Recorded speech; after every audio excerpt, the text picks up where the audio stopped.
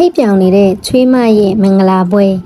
ဗီရန်ဆိုတဲ့အရက်6ပေကျော်မြင့်တဲ့ကိုလုံးကိုပေါက်တောက်တောက်တင်းတင်းလူငယ်လေးတစ်ယောက်ရှိတယ်။သူကရုပ်ရည်ချောမောပြီးအသားရည်မျက်လုံးသပင်ခန္ဓာကိုယ်ပြည့်စုံတဲ့သူတစ်ယောက်ပေါ့။ဒါပေမဲ့သူ့မှာအားနည်းချက်တစ်ခုပဲရှိတယ်။အဲ့ဒါကတော့စင်းရဲတာပဲလေ။ဗီရန်ကမြို့ထဲမှာနာမည်ကြီးစီးပွားရေးလုပ်ငန်းရှင်အမျိုးသမီးစမိုင်ရာရဲ့ကိုပိုင်ကားမောင်းတဲ့အလုပ်ကိုလုပ်နေတာ2နှစ်နီးပါးရှိပြီဖြစ်တယ်။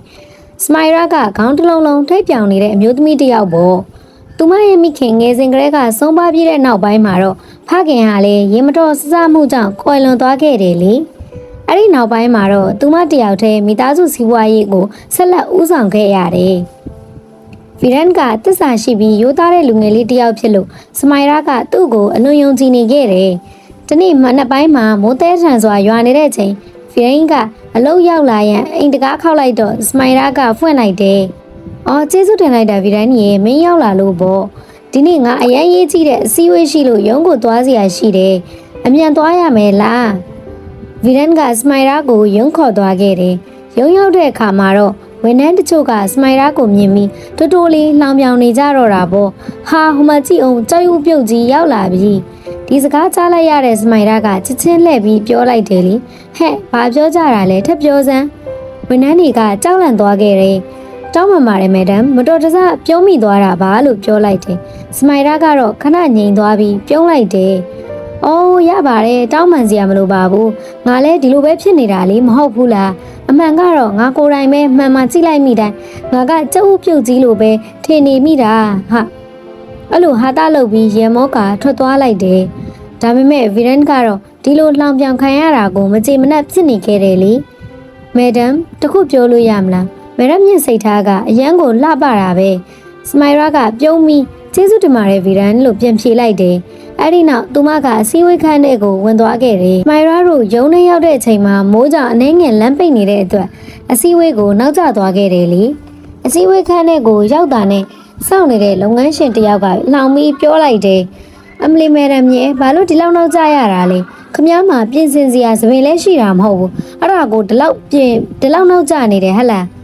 အဲ့ဒီစကားကိုကြားလိုက်ရတဲ့စမိုင်ရာကတော့ဒေါသထွက်သွားပြီမဲ့ချက်ချင်းစိတ်ကိုထိမ့်လိုက်တယ်အော်မစ္စတာမလစ်ရဲ့ရှင်တို့သပင်ဖီးဖို့ပြင်ဆင်နေရတဲ့အချိန်မှာကျမကလည်းကျမထိတ်ကိုထိတ်ပြောင်ကိုလှပဖို့အတွက်အချိန်ပိုပြီးပေးရတယ်လေခေါင်းတစ်ခုလုံးကိုမိတ်ကလိမ့်ပြီးတော့မှပြောင်နေအောင်ထားရတာကိုအဲ့ဒီစကားကြောင့်မလစ်တယောက်ဘာမှမပြောနိုင်ပဲငြိမ်သွားခဲ့ရတယ်ခဏကြာမှာတော့အစည်းအဝေးစတင်ခဲ့တယ်ကဲလူကြီးမင်းတို့ presentation တွေကိုပေးထားလိုက်ပါကျွန်တော်ထပ်ပြီးလေ့လာပြီးရင်ကျွန်တော်ဇနီးနဲ့ဆွေးနွေးပြီးမှတကယ်တန်ဖိုးရှိတဲ့ project ကိုဘယ်သူ့ကိုပေးရမလဲဆိုတာဆုံးဖြတ်မယ်စမိုင်ရာကယုံကြည်မှုအပြည့်နဲ့ပြောလိုက်တယ်အိုးရှင်ရဲ့ဟင်ဒီဘာစကားကတော့ပြည်တာတာပဲနော်ဒီ project ကတော့ကျမပဲရမှာသိကြပါတယ်ဒီလို့အတွက်ကျမကအရန်ကိုအရင်ချင်းပြည့်မိပြီးသားလေအဲ့ဒီအချိန်မှာမလစ်ကပြုံးပြီးပြောတယ်ဟုတ်လို့လားသိကြလို့လားနေ့ရဲ့ presentation တွေကအမေရိကမှာဆိုရင် clearly တောင်လောက်တတ်ကြတယ်အဲ့လိုပြောလိုက်တယ်စမိုင်ရာကတော့စိတ်မဆိုးပဲအေးအေးဆေးဆေးပြုံးနေခဲ့တယ်လေအဲ့ဒီနောက်မှာတော့အစည်းအဝေးကပြီးသွားခဲ့တယ်တပတ်အကြာမှာတော့အဲလက်ထန်ကိုကုမ္ပဏီအားလုံးကအီးမေးလ်တစ်စောင်စီရောက်လာတယ်လေအဲ့ဒီအီးမေးလ်ထဲမှာတော့ဒီ project ကိုအိမ်တော်ရှိတဲ့လူတွေကိုသာပေးထားမယ်လို့ရေးထားခဲ့တယ်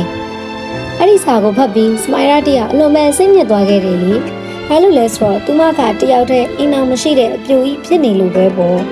့အိုးမဖြစ်ဘူးဒီ project ငါလက်ထဲကနေလွတ်သွားတော့မယ်အဲ့ဒီချိန်မှာဗီဒိန်းကပြုံးပြီးပြောတယ်မဲဒမ်စိတ်မပူပါနဲ့အရာအလုံးစင်ပြေသွားမှာပါ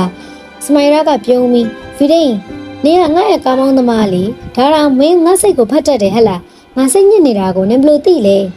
ဲဗီဒိန်းကပြန်ဖြေခဲ့တယ်မဲဒမ်ကျွန်တော်မဲဒမ်နဲ့အလုပ်လုပ်လာတာ2နှစ်နီးပါးရှိနေပြီလေမဲဒမ်မျက်နှာကိုကြည့်အောင်နဲ့စိတ်အခြေအနေတွေကိုကျွန်တော်သိနိုင်တာပေါ့စမိုင်ရာကတပြင်းချပြီးဟုတ်တယ်ပြီးခဲ့တဲ့အပတ်ကလာတဲ့နိုင်ငံခြား client က project ကအိမ်အောင်ရှိတဲ့လူတွေကိုပဲပေးမယ်လို့ရေးထားတယ်ငါကတော့အပြူကြီးဆိုတော့ငါဘယ်လိုရမှာလဲငါ့ကိုလက်ထပ်ဖို့လူတွေအများကြီးလာကြပြီမယ်ငါရဲ့ထိတ်ပြောင်နေတာကိုကြည့်ပြီးဘယ်သူမှငါ့ကိုလက်မခံကြဘူးလေအဲ့ချိန်မှာဗီရန်ကချက်ချင်းပြန်ပြောလိုက်တယ်မက်ဒမ်ကညံကောင်းရုံမကလှလဲလှပါတယ်လေစိတ်ထားလဲမုံမြတ်တယ်မက်ဒမ်လူမင်းကလေးကိုညင်းတဲ့လူတွေကတော့အယူအနေမှာပေါ့ဒီစကားကိုကြားလိုက်ချိန်မှာတော့ စမိုင်ရာကချက်ချင်းပဲအာယုံရသွားတယ်ဗီရန်နင်ငါ့ကိုလက်ထပ်မလားဗီရန်ကစမိုင်ရာရဲ့ပြောလိုက်တဲ့စကားကိုကြားပြီးအလွန်အံ့ဩသွားတယ်လေမက်ဒမ်ဘာလို့ပြောလိုက်တာလဲကျွန်တော်ကလက်ထပ်ရမယ်ဟလားစမိုင်ရာကအေးစစ်စစ်ရှင်းပြလိုက်တယ်ဗီရန်ဒါကအများတန်းတော်တော်မဟုတ်ဘူးလေဒီနိုင်ငံခြား client ကိုပြဖို့အတွက်ခဏလေးအတူရောင်လက်ထပ်ကြတာပေါ့ project ကြပြီးသွားရင်မင်းဆန္ဒရှိသလိုဆုံးဖြတ်လိုက်လေဒီအတွက်လည်းငါမင်းကိုပတ်စံနဲ့အများကြီးပေးမှာပါဗီဒန်ကတော့ပထမစဉ်းစားနေတယ်ဒါပေမဲ့သူ့မိသမကဆင်းရဲတဲ့ဘဝငွေကြေးအခက်ခဲတွေဘဝကိုတတိယလိုက်တဲ့အချိန်မှာတော့နောက်ဆုံးကောင်းငိမ့်လိုက်တယ်ကောင်းပါပြီမယ်မြင်ကျွန်တော်ဒီလက်ထပ်ပွဲကိုသဘောတူပါမယ်စမိုင်ရာရဲ့အစီအစဉ်အတိုင်းနှစ်ယောက်သားဖျားเจ้าတစ်ခုမှာတိတ်တဆိတ်မင်္ဂလာဆောင်လိုက်ကြတယ်လေမင်္ဂလာဆောင်ပြီးနောက်မှာတော့ဗီဒန်ကစမိုင်ရာကိုသူ့အိမ်ကိုခေါ်လာခဲ့တယ်ပထမအဆုံးတကားဖွင့်လိုက်တာနဲ့ဗီဒန်ရဲ့မိခင်ကလာပြီးတားနဲ့သူ့သားနဲ့သူတို့သမီးလည်းပဲမှာပန်းကုန်းတွေကိုမြင်လိုက်ရတော့အံ့သွားတယ်လေအဲ့ဒီနောက်မှာထိပ်ပြောင်နေတဲ့စမိုင်ရာရဲ့ခေါင်းကိုမြင်ပြီးပိုးပြီးအံ့သွားတာပေါ့ဗီဒန်တားတာဘာတွေလှုပ်လာတာလဲမင်းလက်ထပ်လိုက်တာလားဒီထိပ်ပြောင်နေတဲ့မိန်းကလေးနဲ့လက်ထပ်လိုက်တာအဲ့ဒီချိန်မှာဗီဒန်ကပြုံးပြီးပြောလိုက်တယ်အမေသူကကျွန်တော်မယ်ရန်ပါအခုကျွန်တော်ဇနီးဖြစ်သွားပြီလေ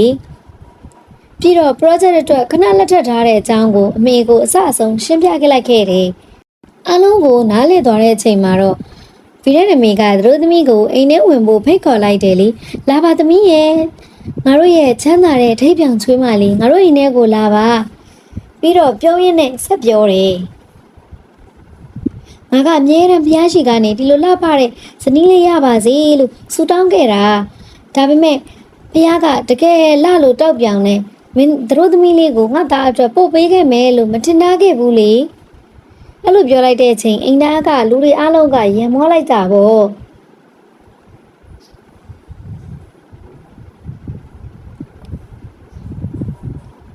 ဗီဒန်အမေကစမိုင်ရာရဲ့လက်ကိုကင်ပြီးတော့ဗီဒန်ကမင်းကြောင့်များကြီးပြောဘူးတယ်လူတွေကမင်းကိုနှောင်မြောင်ကြပေမဲ့မင်းကတော့ဘယ်တော့မှစိတ်မဆိုးဘူးတဲ့အဲ့ဒါကြောင့်ငါသိတယ်မင်းရဲ့နှလုံးသားကလှလို့ပဲဖြူစင်မှာဒီနေ့ကစပြီးမင်းကငါရဲ့သားတယ်မဟုတ်ငါရဲ့သားရဲ့မိန်းမတယ်မဟုတ်ဘူးငါသမီးလေးဖြစ်တယ်နော်အဲ့စကားကိုကြားလိုက်ရတဲ့အချိန်မှာတော့စမိုင်ရာရဲ့မျက်လုံးထဲမှာမျက်ရည်တွေဝဲလာခဲ့တယ်လေမိခင်မြတ်တာကိုနှစ်ပေါင်းများစွာမခံစားခဲ့ရတဲ့သူမအတွက်ဒီနေ့ဟာတော့အရန်ပဲတမိုးရှိတဲ့နေ့တစ်နေ့ဖြစ်ခဲ့တာပေါ့ရန်အနေငယ်ကြပြီးတဲ့နောက်မှာစမိုင်ရာကအဲ့ဒီ project ကိုအောင်မြင်စွာရရှိခဲ့တယ်လေအရန်ပျော်သွားတဲ့သူမကတော့ဗီဒန်အစတုန်းကတော့ငါဒီလက်ထပ်ပွဲကိုမင်းနဲ့အတူတကယ်အတူကျင်းပခဲ့တာပါဒါပေမဲ့အခုတော့ငါနင့်ကိုတကယ်ချစ်မိနေပြီငါဘဝတစ်လျှောက်လုံးမင်းနဲ့ပဲတူနေချင်တယ်ဗီဒန်ကလည်းသူမကိုချစ်မိနေပြီဖြစ်တာကြောင့်နှစ်ယောက်သားတကယ်အကျဉ်းလများအဖြစ်ဘဝကိုအတူတကွစတင်ခဲ့ကြတယ်လေအဲ့ဒီနောက်စမိုင်ရာကသူ့ရောက်ခမနဲ့သူတို့မိသားစုအားလုံးကိုသူမရဲ့စံအိမ်ကြီးတဲ့ကိုခေါ်ပြီးအတူတကွနေထိုင်ကြတော့တာပေါ့ဒီနေ့အတွက်ပုံမြင်လေးကတော့ဒါပါပဲနော်